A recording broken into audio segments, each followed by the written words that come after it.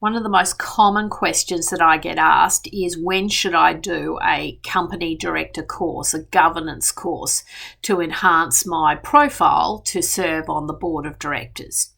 And the question being asked is kind of based on a little bit of a myth in the market that you have to do a course first and then you secure a board seat, or that the course itself is going to make you attractive for board appointments.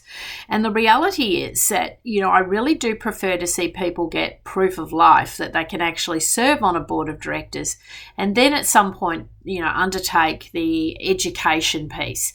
Now, the education piece could be through a wide variety of providers. It does not have to be necessarily through the Australian Institute of Company Directors, but recognising that that is the peak body and they do offer a very good program.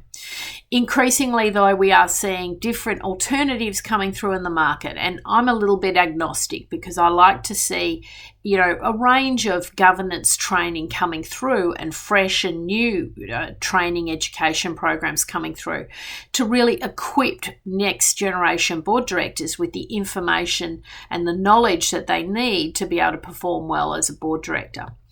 Now, the timing of this is really kind of the key. So for a lot of executives, you've got to recognise, first and foremost, are you ready to serve on the board?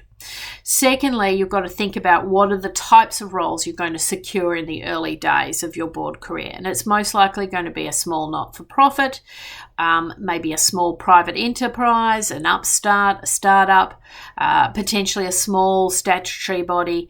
It's not going to be a massive board, appointment in the ASX at this stage. So you're typically not going to need, formal governance training potentially, but at some point you would want to, if you're going to pursue a board career, you're going to secure multiple board seats, you're going to want to formalize your board knowledge.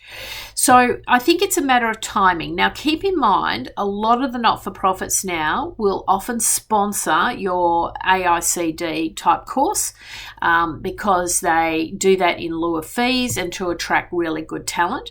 So that could be a way for that course to be sponsored. Sometimes the corporations will sponsor this course. In fact, I think, at least 80% of the people going through these courses are being sponsored. So, you've got to keep that in mind because these courses are quite expensive from a personal investment perspective.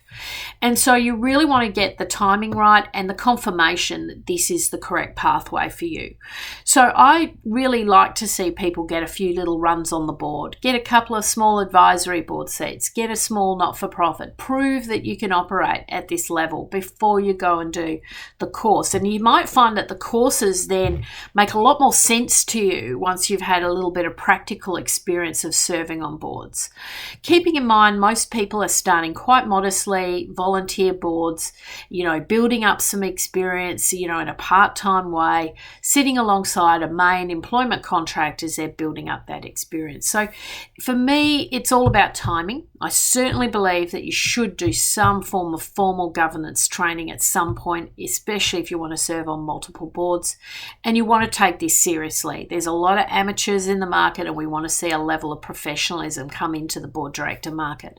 So it's a huge investment, but it's an important investment to make at the right time to help you further your board director career.